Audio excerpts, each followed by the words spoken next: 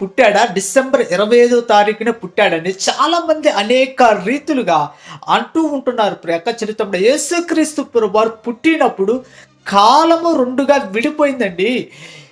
క్రీస్తు శకము, క్రీస్తు పూర్వముగా కాలం అనేది విడిపోయింది. అదే గుర్తు యేసుక్రీస్తు ప్రభువారు పుట్టాడు అనటానికి గుర్తు. ఈరోజు నువ్వు పుట్టినరోజు జరుపుకుంటున్నావంటే యేసుక్రీస్తు ప్రభువారి యొక్క పుట్టిన రోజును గుర్తు చేసుకొనే నువ్వు పుట్టినరోజు జరుపుకోవాలి.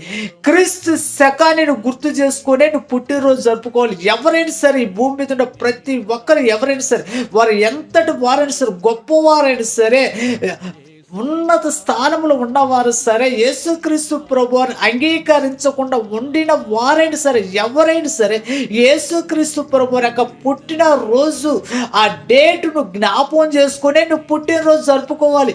క్రీస్తు శకము, క్రీస్తు పూర్వము, యేసుక్రీస్తు ప్రభువారు